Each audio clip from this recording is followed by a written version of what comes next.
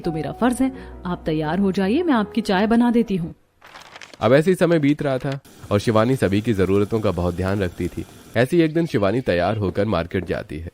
वो वहां से ताज़ा मटर, पनीर, मलाई और क्रीम खरीदती है। घर आकर वो बिजली की गति में रसोई में जुट जाती है। शिवानी ने आधे घंटे में मटर पनीर, मलाई चाप, रायता, सलाद और गर्मा गर्म रोटियां तैयार कर दी और डाइनिंग टेबल पर खाना सर्व कर देती है। सभी लोग खाना खाने लगते हैं। तभी विमला वहां आती है और डाइनिंग टेबल पर अलग अलग तरह का खाना देखकर कहती है, अरे कमला बहन, तुम्हारे घर में तो किसी भी टाइम पैर रख लूं, इतनी अच्छी खाने की खुशबू आती कि भूख बढ़ जाती है।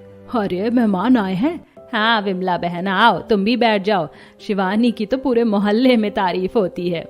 ऐसा कहकर कमला विमला के लिए एक कुर्सी लगा देती है। विमला भी साथ में खाना खाती है और खाना खाते हुए कहती है, कमला बस तू अब सुमित के लिए भी ऐसी ही छोटी बहू ले आ, फिर तो तेरा घर स्वर्ग बन जाएगा। बस एक ऐसी ही समझदार लड़की मिल जाए तो तेरा बेड़ा पार है। बस विमला बहन, तुम सबकी दुआ रही तो ऐसी ही बहू आएगी।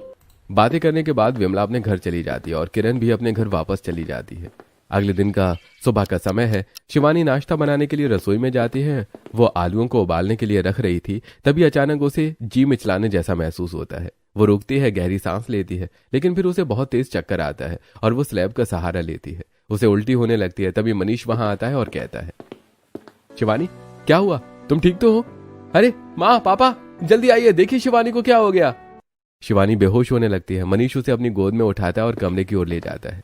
तब तक पूरा परिवार वहां आ जाता है। रमेश तुरंत डॉक्टर को फोन करते हैं। पूरा घर चिंता में डूब जाता है। तभी कमला कहती है, हे भगवान, मेरी बच्ची को किसी की नजर लग गई, अभी तो ठीक थी। थोड़ी देर में लेडी डॉक्टर आती है।